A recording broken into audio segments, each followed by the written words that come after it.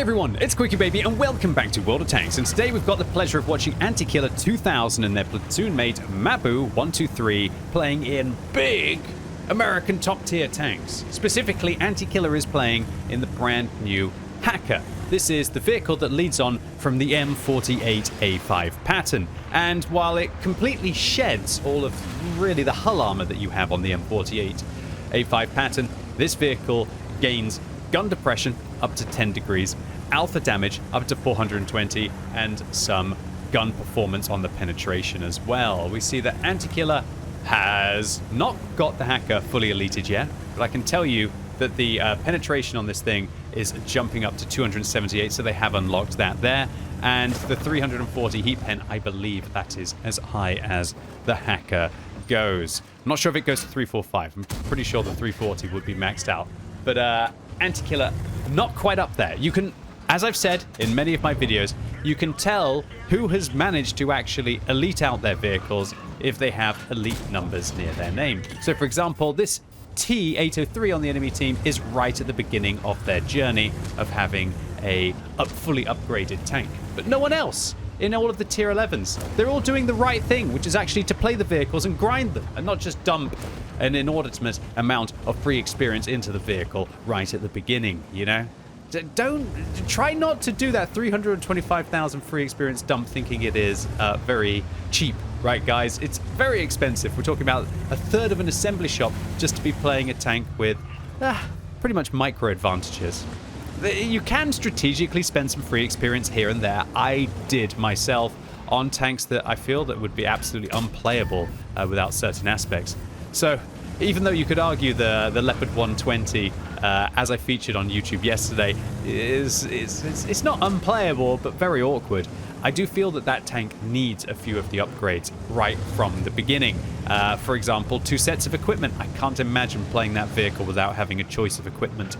And also just improving the overall feel of the actual ability on that Leopard 120, because by gosh, is it awkward if you have to drive at 20 kilometers an hour rather than 30 kilometers an hour at any point to be able to charge up that gun.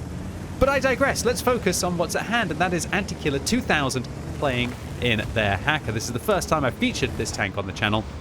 So a lot of you might be thinking, well, what's the Hacker's ability? Does it disable the enemy's computers and then allow them to farm them very, very easily? Well, we'll have to find out later on in the replay, right? Possibly. Will there be lots of AFK tanks? Maybe, maybe not. The Hacker's ability is an improved dispersion value. You can activate it with, when it's fully upgraded, a 30-second cooldown, and it actually lasts for 15 seconds when it's fully upgraded as well, meaning that you can actually use this tank's ability half the time. It's up half the time, outrageous compared to a lot of other vehicles. And some people are not using the ability as much as they probably should, because they might think that it only improves the dispersion values. So that is the main thing that the ability uses, or the ability does. It allows you, with its pneumatic gyro stabilizer, to have perfect dispersion when moving. And no, I'm not talking about dispersion as in accuracy, I'm talking about dispersion on the move and dispersion when turning the turret. I really feel like Wargaming should not call dispersion, aka accuracy, in the game dispersion, because it's too confusing when you're talking about dispersion factors, so to say. Look, I'm trying to overcomplicate this for all of you. Let me make it easier. When you turn the turret, you have dispersion when turning the turret, bloom. And when you turn the hull and when you move the vehicle forwards and backwards, you have 3 different kinds of dispersion. Now, tanks have values that you can't see in the garage, but you can see if you go on awesome websites like TanksGG. For the Hacker, when it's fully upgraded, you have 0.06 when moving, when turning the tank, and 0.05 when turning the turret. And that's without the ability. Those are fantastic values, and it means that the Hacker can be very snappy indeed with turning the turret, moving around, firing on the move, and very quick to work a ridgeline and just keep more nimble than its opponents. However, when you use the ability on the Hacker, now your dispersion when moving, turning the turret, and turning the hull becomes perfect. And so this means that you could be driving along at literally its top speed of 50 kilometers an hour, or with a turbo and engineer 57 kilometers an hour, and your reticle will be just as accurate as if you were sitting completely still. But that's not all it does, actually. One thing that's interesting, at least if Tanks GG is correct, it also improves your engine power by 10%. It improves your aim time by 33%, which is kind of irrelevant, really, apart from getting that initial aim, because you're going to have perfect dispersion values when you're moving. And it also improves your accuracy by 0.02. And so this means that really, Anti-Killer should be using the ability right now at these kind of distances. So if you have it, really you should be using it. And as I said, when you've got this thing fully upgraded, you can deploy it for half the time. So maybe, unless Tanks GG is incorrect, which I don't think Tanks GG usually is incorrect, you should be using this ability as much as you possibly can, as you will have better accuracy, and you will also have a little bit of extra engine power. If, for example, you need to chase down a tank or pull back over a ridgeline. Although it is a little. 10% is not the highest amount. And so all in all, the Hacker has this just probably the best gun on a medium tank in the game, I'd say, within that regard. Now, there are more accurate guns, like the Concept 5, for example, which is pretty much the new Leopard. However, the Hacker has this just raw firepower as well. The Concept might have that beautiful sniping, but the Hacker has the gun handling, and the Hacker has that damage per minute. We're talking about 3,017 base DPM. And so when you put a Bond gun rammer on this vehicle, and when you put a directive as well, wow, you're really starting to cook. And now we can see, funnily enough, Anti-Killer uses the ability for one of the first times, but actually misses the shot. And it's definitely one of the most frustrating things about playing the Hacker, is that when you use that ability, yeah, you can't really blame it anymore.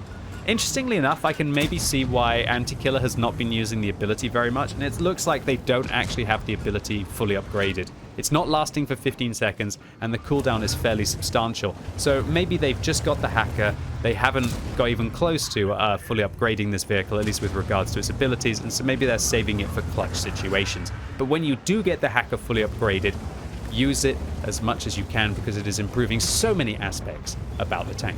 So, Anti-Killer and Mabu, are rocking and rolling here in a very close game. Their team is down 3 kills and down pretty much about 7,000 hit points here. This is looking like tough stuff right now. Luckily, the enemy team aren't putting any pressure on the cap circle, but from this position, you can still defend at least some of the cap circle if you overexpose yourself. So, Mabu123 is going to try and shuts down the T-803, while we have Anti-Killer fighting another previously top-tier American heavy tank on a ridgeline. And it's weak point versus weak point, and Anti-Killer shows that they have got the aim to be able to snap into the top of that T-110E5. Mouse and Taschenratte are spotted over to, well, not spotted over towards the west, but could be over there soon. So I think it's important that these American tanks fight that absolute British beast of a ridgeline, aka the Badger, to be able to engage here. So this would be like the perfect situation for Anti-Killer to be using his ability right now, to be moving forwards and backwards and to make their turret really awkward for the Badger, while also still having perfect dispersion values. And it's frustrating that the first really good game and the first feature of the Hacker that we have here, Anti-Killer, isn't really making much use of that. But what this shows is that this tank, even without the ability, does seem to clap if you get it on a ridgeline. I can tell you if, because the vehicle's hull armor is very disappointing for me. I've only played this thing so far on my free-to-play account, but after seeing Anti-Killer rock and roll on a ridgeline in their Hacker this game, I kind of really want to get my hands on this tank on my main account as well.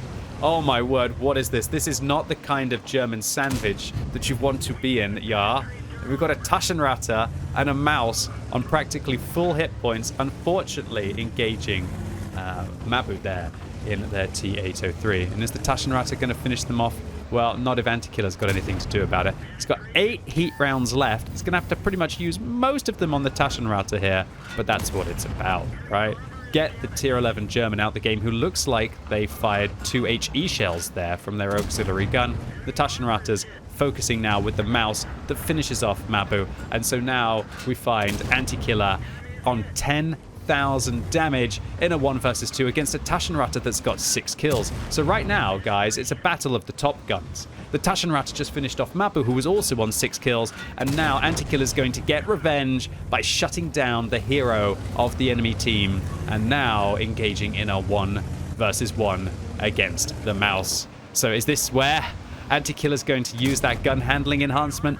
No! Gonna save it for a rainy day. This would be the perfect time! Come on, Antikiller, please use that ability. Or at least, show us what this tank is capable of without it. Oh, there we go. Fine. Okay, this was the moment.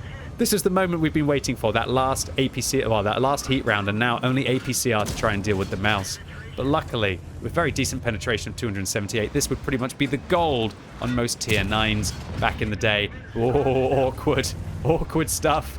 The mouse ricochets, and Antikiller does too.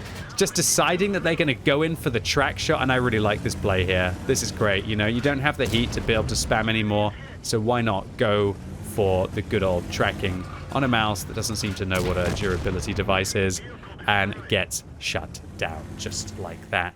Oh boy, 13,000 damage. The ridgeline god that is the hacker crushing it here. This was a beautiful game between a beautiful pair of players with Mabu, who I'd be giving a thumbs up right now if they were my platoon mate, and Antikiller with their 4 kills. That's 10 kills between this platoon. Top tier American tanks doing some top tier work here. And when you look at the damage total between these two players here, we're talking about 20,000 damage. That was about 60% of the enemy's hit points carved up between two American heroes in this game of World of Tanks.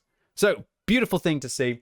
Even though Antikiller only just got this vehicle a few days ago, they're already off to the races, picking up an ace tanker for that whopping 13,000 damage. And commiserations to the Taschenratte on the enemy team for losing with those 6 kills. And the only thing that worries me about the hacker is considering how crazy this vehicle's gun is, and how much you end up firing, and I have fired a lot on my free-to-play account. Boy, does this thing chew through ammunition. 174,000 credits spent on ammo. Maybe when Antikiller fully upgrades their hacker and the pneumatic gyro stabilizer is a lot more effective, then maybe they can use their precision aim to be able to use a few more regular rounds. So all in all, the hacker of World of Tanks, what do I think about it? A lot of people are praising this vehicle very much. I think I've still got to get this thing on my main account to really put it through its paces. One thing I will say before all of you jump to be able to go and get the hacker as quickly as possible, one of my favorite things about the M48A5 pattern, which is my most played tank inside World of Tanks, would you believe, is I love its hull armor. I love how when you over-angle it, you can be able to catch ricochets off the side and bait people into making mistakes. And I love just throwing my weight around in this vehicle and causing my opponents grief. There's one thing for sure about the hacker. The hacker is the more dangerous tank. The hacker is better in a hull down position. Its turret armor does become better than the patterns without that weak point on top, at least until your opponents start firing heat and hitting your cheeks or hitting your turret front. As soon as you're not using your gun depression, however, that turret armor becomes very awkward indeed, so watch out for that. But one thing that I just can't deal with so far on my free-to-play account is this hacker's hull armor. The hacker's hull armor is horrendous. It really is. It's easily penetratable from pretty much all angles, and you can't over-angle it like you can do with the M48A5 pattern. So, you know what it feels like? It kind of feels like an American pretending to be a chieftain within that regard. Great turret, great gun, like an interesting little bit of get out of jail free kind of angling on the side of the hull here when people try to shoot your tracks, but a really bad hull. And I'm still sitting on the fence. I'm going to get this thing on my main account hopefully soon and be able to round it up with a full tank review for you. But you know what? If Antikiller is anything to go by, yeah, this tank is looking pretty darn good. So, Antikiller 2000, thank you so much for uploading your awesome game on the QuickyBaby.what-record.com website for the community to enjoy. It was a pleasure that this, I feel, was the game I was waiting for to finally hack into World of Tanks and feature the top-tier American medium. Anyway, ladies and gents, boys and girls, that was it for today. Really hope you enjoyed this look at the hacker. If you did, give it a thumbs up. If you hated it, give it a thumbs down. And let me know what you think about the fact that when the hacker gets fully upgraded, that you can pretty much just use the ability half the time. Do you think that's a bit overkill, or do you think that that's kind of a healthy thing for the top tier American medium? And as always, thank you so much for watching. You've been epic, and hopefully I'll see you soon.